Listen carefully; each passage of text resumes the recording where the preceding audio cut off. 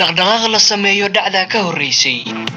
wariyayaal dhaqsanaya oo dhawaaq tifaftiran dhegta kuugu shubaya ka dhagayso hiiraan weyn dhinac uma janjeerno dhanna lama jirno wehelkaaga ka dhigo radio hiiraan weyn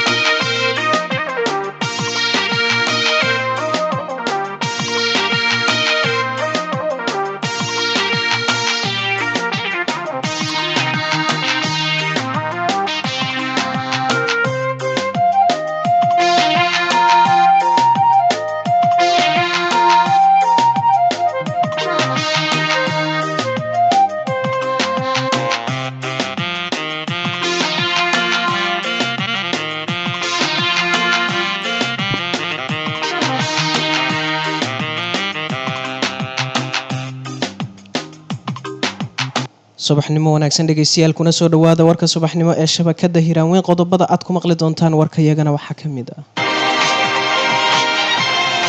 madaxweynaha Jamhuuriyadda Federaalka ah ee Soomaaliya oo dadaal ugu jira taageero u helidda dagaalka ka dhanka ah ururka Al-Shabaab dhibaatooyin xoog leh oo laga soo warinayo deegaanadii laga saaray ururka Al-Shabaab ee gobolka Shabeellaha Dhexe xukuumadda Soomaaliya oo qorsheynayso in ay furto wadooyinkii loo xiray sababa amni dartood taliyihii hore ee hay'adda nabad sugidda iyo sirdoonka qaranka Soomaaliya oo u jeediyay Xasan Sheekh Maxamuud arrimo la xiriira arrimo ay wado Djibouti dibaddana waxa aad ku maqli doontaan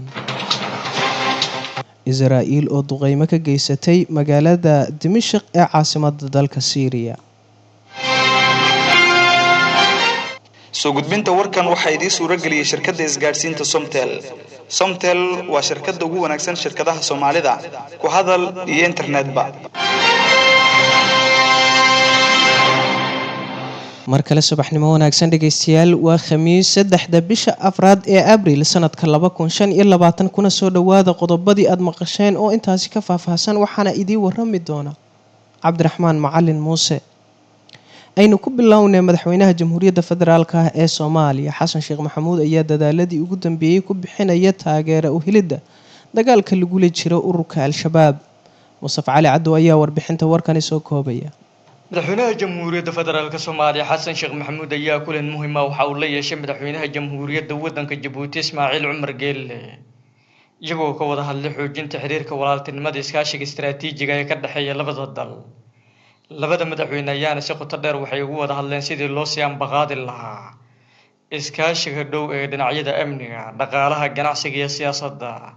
iyadoo labada madaxweyne ay bogaadiyeen walaalnimada iyo iskaashiga labada dal kaasoo ku saleysan danaha guud ee shacabka Soomaaliyeed iyo kuwa reer Djibouti madaxweynaha Jamhuuriyadda Federaalka Soomaaliya Xasan Sheekh Maxamuud ayaa ugu mahadceliyay dowladda iyo shacabka Jamhuuriyadda waddanka Djibouti doorka firfircoon ay ka qaadanayaan nabadeynta horumarinta iyo taageerada joogtada ah ee Soomaaliya waxaana uu si gaar ah ugu mahadceliyay doorka dagaalka ka dhanka ah kooxda Al-Shabaab dhankiisa madaxweynaha waddanka Djibouti Ismaaciil Cumar Geelle ayaa waxa uu xusin Djibouti mar waliba ay garab taagan tahay walaalahooda Soomaaliyeed isla markaana ay sii xoojin doonaan taageerada ay siinayaan Soomaaliya gaar ahaan dhanka la dagaalanka waxa loogu yeero argagixisada dib u dhiska hay'adaha dowladda iyo sidoo kale tayeynta hay'adaha ammaanka madaxweynaha Jamhuuriyadda Federaalka Soomaaliya Xasan Sheekh Maxamuud ayaa dhowr jeer oo kala duwan waxa uu booqday Jamhuuriyadda waddanka Djibouti waxaana uu sidoo kale kulamo kala duwan oo hore ula qaatay madaxweynaha waddankaasi Ismaaciil Cumar Geelle safarka madaxweyne Xasan Sheekh Maxamuud ayaana ah mid markaasi aan la shaacinin iyadoona madaxweynaha dhawaan uu ku baaqay gogol wada tashi kaas oo ay ka qayb noqon doonaan hoggaanka maamulada dalka madaxdii hore iyo sidoo kale siyaasiyiinta mucaaradka jabuuti ayaana xiriir wanaagsan iyo sidoo kale mid walaaltinimo waxa uu kala dhexeeyaa soomaaliya waxaana marar badan booqashooyin ku tagay madaxweynaha jamhuuriyadda federaalk soomaaliya xasan sheekh maxamuud oo wada hadallo la yeeshay dhiggiisa waddanka jabuuti ismaaciil cumar geelle. aad buu mahadsan yahay mustafa cali cabdi oo warbixinta warkaasi inala socodsiinayay. isla wararka jabuuti iyo booqashada madaxweynaha ayaynu ku guda jirnaay.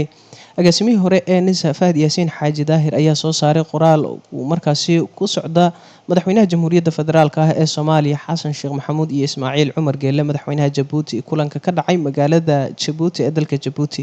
waxaana uu qoraalkiisa ciwaan uga dhigay islamarkaana uu kaga hadlay in madaxweynaha jamhuuriyadda federaalk ah ee soomaaliya xasan sheekh maxamuud ay markaasi qorshe kale ay la damacsan tahay jabuuti. fahad ayaa qoraalkani uu kusoo bandhigay waxa uu sidoo kale shaki uu ka qabo in kulamadani labada madaxweyne looga hadlayo arrimo halis ku noqon doona oo uusan shaacin waxaana ay tahay. waxa uu sidoo kale yiri dowladda xorta ah ee madax bannaan marnaba ma aqbali karto in dalkooda loo adeego islamarkaana dagaal aysan qayb ka ahayn. agaasimihii hore ee nisa ayaa digniintani u diray madaxda qaranka isaga oo ka codsaday in jabuuti aysan ka aqbalin waxa ay wado. qoraalka fahad yaasiin ayaa intaasi waxa uu ku daray islamarkaana fariintiisa waxa uu ku socodsiiyey madaxweynaha jamhuuriyadda federaalk ah ee soomaaliya xasan sheekh maxamuud. dhanka kale deegaanadii laga saaray ururka al-shabaab ayaa laga soo warinayaa dhibaatooyin xoog leh taasi oo ay shacabku kala kulmeen intii ay ku sugnaayeen ururka al-shabaab deegaanadaasi. cabdiraxmaan axmed maaskaro ayaa warbixintan soo jeedinaya. aabbo waayeel ah oo da-diisu aada u weynta ayaa waxa uu ka mid yahay dadka qaatay qoryaha ee la dagaalamaya kooxda al-shabaab ee ku sugan furimaha hore ee dagaalka gaar ahaan gobolka shabeellaha dhexe. aabbahani ayaa waxa uu sheegay in kooxda shabaab ay ka jibiyeen dhabarka islamarkaana uu doonaya hadda inuu ka aarsado dhibaatada ay gaarsiiyeen lagana xoreeyo deegaanada gobolka shabeellaha dhexe.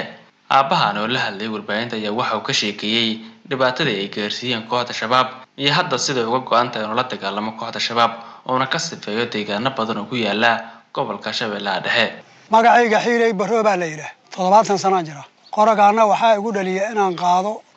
dadka iyo dalka iyo diinta nimanku duulaama ayaa dalkayna yimiday oona barakacshay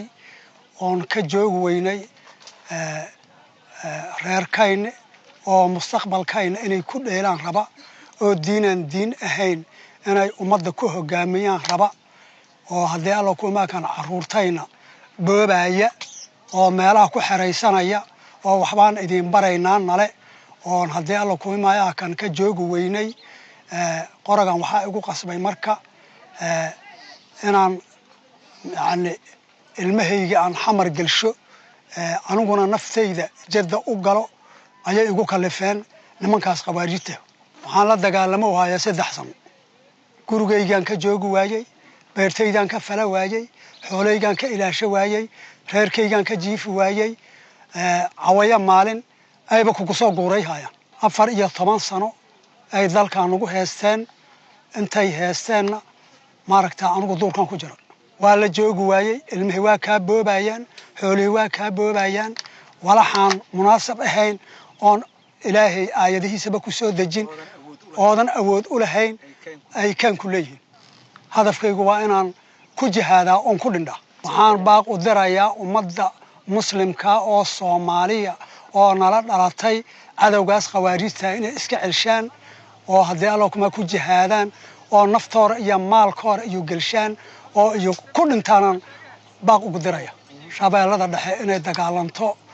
waa ka go'anta. nin xumoo hudhudahoo keligiisu waxba tari maayo.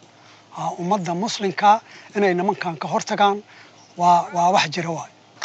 waana kasoo horjeednaa. $70 ay bishkalka iga qaadi jireen iyo eriga oo saka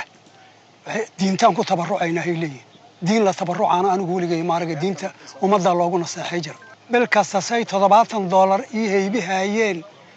aan waayey way xireen dhabarkay iga jabsheen. qoragan aan sidho daynaan ku soo qaaday. waxaana ugu soo qaaday inaan uga hortago nimankii saas ii galay oo ibaacsanayay inaan jaddaan galo oon ka soo horjeedo oo cid ilamada oo muslimaho oo maaragtaa unu iskala horjeesano wax badan inta la iyo dagaalamayeen cali axmed alkowsar haddii alla ku imaakan dhulkaasoo dhammaan ka dagaalama ummadda idaawanaysa waxaan u sheegayaa cadowgaas in la iska qabto diin beenahay ummadda ku sirayaan diinna ma wadaan halkaad weli inagala socotaana waa hiraanweyn markana xukuumadda soomaaliya ayaa qorsheynaysa in ay furto wadooyin horey loogu xiray sababa amni darteed xili ay ku dhawaaqday in ay u guureyso xarun loo diyaariyey xukuumadda soomaaliya. warbixinta warkani waxaa soo koobaya wariyahayaga yaasiin cali axmed. xukuumadda federaalk ee Soomaaliya ayaa ka jawaabtay haddii ay u guureyso dhismaha cusub ee loo diyaariyay ku shaqeeyaan xukuumadda iyo sidoo kale ra'iisul wasaaraha dalkaba. kulan dood ah oo ka baxay warbaahinta dowladda isla markaana looga hadlayay sida wasaaradaha xukuumadda federaalk ee Soomaaliya dhismayaal loogu heli lahaa kuwa dhismayaasha lehna ay ugu guur lahaayeen ayuu sheegay in haatan qorshahaasi meel gabagaba uu marayo. waxa uu sheegay in wax badan ay ka bedeli doonto dhismahan cusub isla markaana xukuumadda haddii ay degto ay fursad u noqon doonto si ay ugu madax banaanaato shaqooyinka ay qabanayso isla markaana isla xisaabtanka uga bato halka hadda uu joogo. qorshahaas uu socdaa dhulkaas waa la dhisay waa la hagaajiyey haddana qalabayn processka qalabaynta socda waana la degayaa. dowladnimada Soomaaliya ma ahan inay uko iyo xarunta xisbiga iyo halkan ay tagayso meelo ka fog waa la tagi doonaa qariib ma aha mana faga waaba sii hormaraysaa waa sax su'aal muhiim ah waaye amniguna waa kordhayaa magaaladuna way soconay waana la gaaray xilligeedii oo intuu wasiirku sheegay baa ka harsan in la qalabeeyo oo wasiiraduna waaba ku amrayeen inay guuran marka la qalabeeyo ma santahay dabcan waxa ugu muhiimsan horta la ilaaliyo waa naf nimankaana saanaan marka hore u bilownay magaaladan ka saaray waa soconaa haddana xaga kale ka soo didinaynaa markaan aaburo oo laba abur inta gelino insha Allah maarta aan ka guuleysano processkana waa socda tartiib dhagaxan qaad controlkan qaad horadan usii gudub waa la dhamaystiri doonaa insha Allah maalin dhow haddii alla idmo waxaan rajaynayaa speedka aan ku socono markaan qiyaasto maskaxda ku qiyaasto inay dhici doonto meeshaan dhagax baan ku arki jiray maarta dadka Soomaaliyeed ay dhihi doonaan waxaa dhici jirtay magaalada kala wareeg soo ma garanaysaa kelmadda sacaan ma ahayn hadda kala wareeg ma jirto waxa la yiraahdo iga noqo iga istaag askariga Soomaaliyeed marka u tagaysid oo controlka jooga oo anigaba card buu weydiiyaa wasiir baan ahay waxaan tagaa mararka qaarkood magaalada banaankeeda card buu weydiinayaa maalin dhow aanoo digfeer tagay qof ku booqday card baa la weydiiyay marka hore cardka maaragtay inta lagu weydiinayo caddayn lagu weydiinayo qofkaa tahay seetaa lagu weydiinayo marka hore waxa lagu horjeeyaa kala noqon kaligu maaragtay asagoo mid ilaalinayo midka ku imaanaya xataa uu ilaashanayo midka kugu hayo qori ayaa wixii lagu weydiin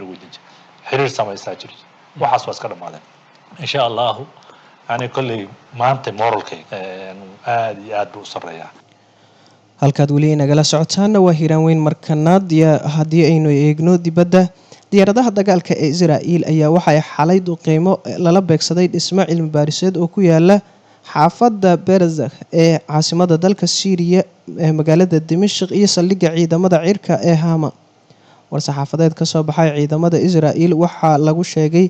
waxa aan sii wadi doonaa in aan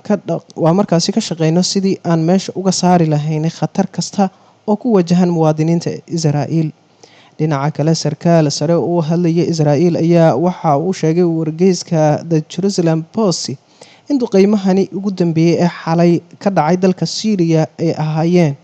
kuwa looga digayo Turkiga in ay saldhig military ay ka sameystaan gudaha Syria isla markaana uu faragelinayo howlgallada Israa'iil ee ay ka wado hawada Syria. dhinaca kale Netanyahu ayaa ku amaanay dowladda Qatar in ay tahay mid adag oo aan cadow ku ahayn Israa'iil isaga oo difaacay kaaliyihii gaarka ahaa ee la xiray in uu xiriir la lahaa Qatar iyo sidoo kale in uu marqaati ku furay Netanyahu isla markaana uu dhaqaalo ka helay dowladda Qatar. guud ahaan boorkii subaxnimo oo aad kala socoteen hiraanweyn ayaa intaasi ku idiltan iyo kulanti dambe nabadgelyo.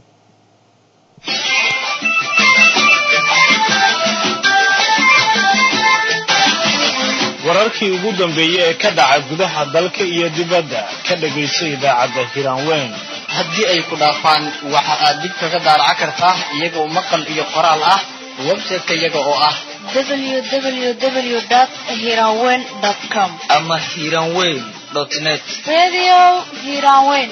waa idaacadda idaacadaha iyo isha wararka.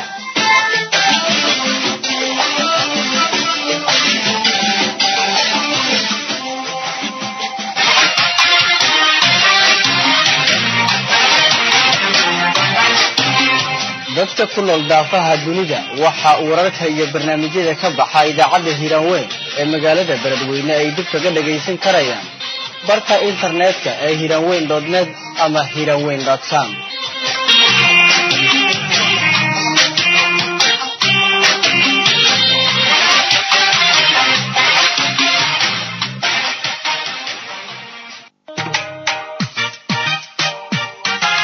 Al-Rahma Specialist Hospital.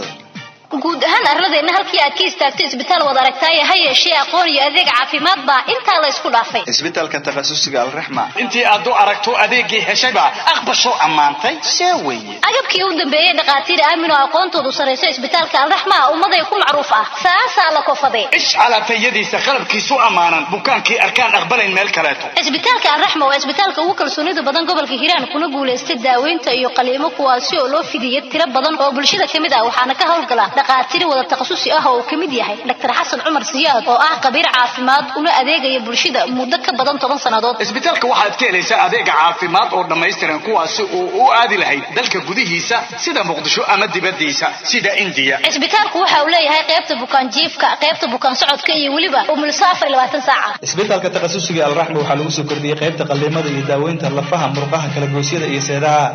adeegyada qaybta lafaha waxaa kamid ah kabida dhammaan jawaabka noocyadiisa kala duwan iyadoo la adeegsanayo qalabkii ugu dambeeyay ee wax lagu kabo dunida casriga ah. qaliimada kala duwan ee lafaha, murqaha iyo seedaha, daaweynta jilba xanuunka, dhabar xanuunka, murqa xanuunka iyo